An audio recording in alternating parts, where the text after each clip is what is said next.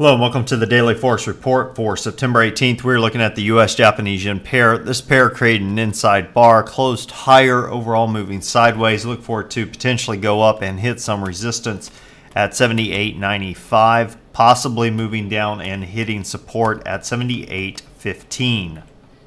Now let's take a look at the Euro-USD pair. This pair closed lower, second day in a row. We are looking for it to potentially go as high as 131.73, possibly as low as 129.40. Look for some resistance around 131.25 and look for some support around 129.75.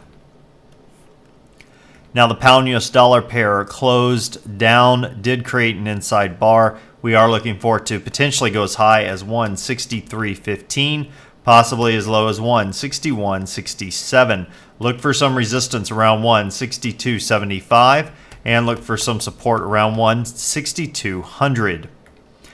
Now the US Swiss closed higher, did break previous session's high as well as the low. However, did not really go anywhere, just moved sideways for the most part. Look for it to potentially go as high on a reversal up to 0.9340, possibly as low as 0.9204.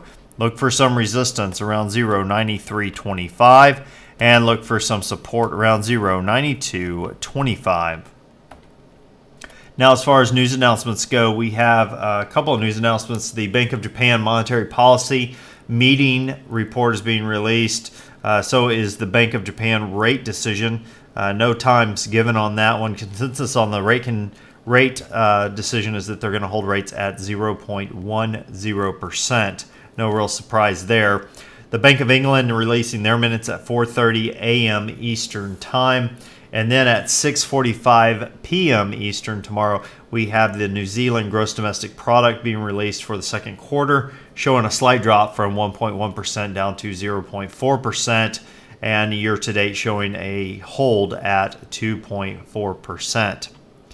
Now, what am I looking for during this next session? Well, the U.S. Swiss continues, did not create an inside bar. However, it has pulled back a little bit over the past two sessions, not really in a height perspective or in a pip range perspective, but nonetheless closed higher.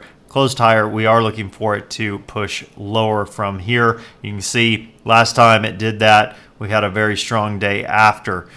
So usually 2 or 3 days against the long-term trend, and then we get a strong day pushing in the direction of the trend. So look for that to occur there. US-Japanese yen pair, it created an inside bar as well. We don't have a very large move to the upside before you run smack dab into this resistance, about 10 pips. However, to the downside, which is the direction this pair should be moving, I know we're a good ways from it from a pip perspective, but looking for it to head back down to this area of previous support. I do believe we will see that happen over this next session, considering we're running right into resistance. So look for the reversal for that pair. Euro USD long term still to the upside, has not broken or closed below that. We are still looking for it to head higher, even though it's been pushing lower. We could get one more day where it pushes lower before a reversal occurs. But we are looking for it still to be heading to the upside. Same thing with the pound US dollar pair. This pair created an inside bar. Looking for the breakout, fairly tight range between those two.